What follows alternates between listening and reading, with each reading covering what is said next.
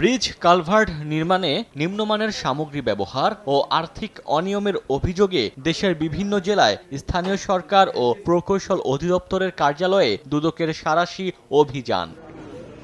Enforcement কার্যক্রমের অংশ হিসেবে মঙ্গলবার খুলনার বটিয়াঘাটা উপজেলার স্থানীয় সরকার ও প্রকৌশল অধিদপ্তরে যান দুদক কর্মকর্তারা। এই সময় নানা প্রকল্পের খোঁজ খবর ও আর্থিক নিরীক্ষা তদারকি করেন। সরকারি কাজের বিভিন্ন প্রকল্পের নথিপত্র তল্লাশি এবং সংশ্লিষ্ট কর্মকর্তাদের জিজ্ঞাসাবাদ করা হয়। ঠিকাদাররা ঠিকমতো কাজ না করে অগ্রিম উত্তোলন করেছেন এবং বাস্তবিত কাজে অনিয়ম দুর্নীতি ঘটেছে। রাজশাহীতে এলজিইডির নামে সরকারি বিভিন্ন প্রকল্পে ৯/৬ এবং স্বেচ্ছাচারিতার অভিযোগ পায় দুদক। এরই জেরে জেলা সমন্বিত কার্যালয়ের ৪ সদস্যের একটি দল এলজিইডির কার্যালয়ে যান। এ সময় নির্বাহী প্রকৌশলীকে বিভিন্ন প্রকল্প নিয়ে জেরা করেন। প্রকল্পের কাজ পুরোপুরি শেষ না করেই অগ্রিম বিল তোলা এবং রাস্তা ও ব্রিজ কালভার্ট নির্মাণে নিম্নমানের সামগ্রী ব্যবহারের অভিযোগ তদন্তে চট্টগ্রামেও অভিযান চালায় দুদক। এ সময় সংশ্লিষ্ট নথিপত্র সংগ্রহ করা হয়।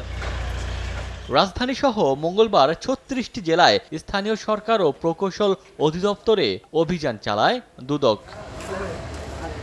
ওমর ফারুক, সময় সংবাদ।